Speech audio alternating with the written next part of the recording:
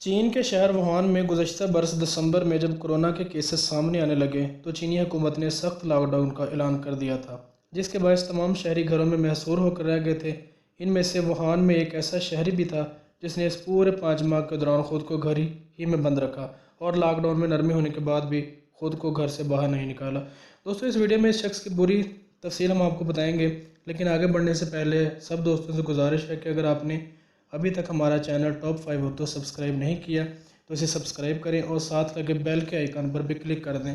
تاکہ اس چینل پر نئی جو بھی ویڈیو آئے اس کا نوٹیفیکیشن سب سے پہلے آپ کو مل سکے۔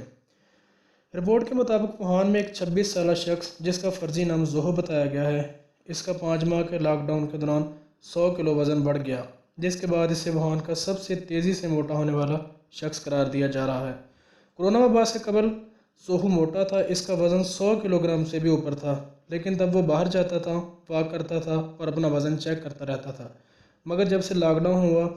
وہ ایک دن بھی گھر سے باہر نہیں نکلا اور دیکھتے ہی دیکھتے اس عرصہ میں اس نے اپنا وزن 100 کلو اور بڑھا لیا، جس کے بعد اس کا وزن 280 کلو گرام ہو چکا تھا۔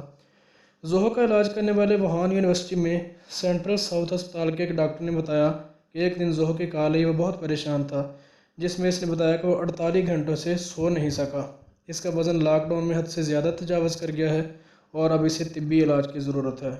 ڈاکٹر نے بتایا کہ زوہو کی کال کے بعد اسپتال کا ڈائریکٹر سے مشورہ کیا گیا، پھر ان کے گھر ایمبولینس اور طبی عملے کو بھیج کر 1 جون کو ان کو ہسپتال میں داخل کیا گیا۔ ہسپتال انتظامیہ نے بتایا کہ متعدد ہسپتالوں نے ان کا کیس لینے سے انکار کر دیا تھا، جس کی وجہ سے زوہو بہت پریشان ہو گیا تھا، جس کے بعد انہوں نے آخر ہم سے رابطہ کیا۔ ان کو فوری طور پر اسپتال کے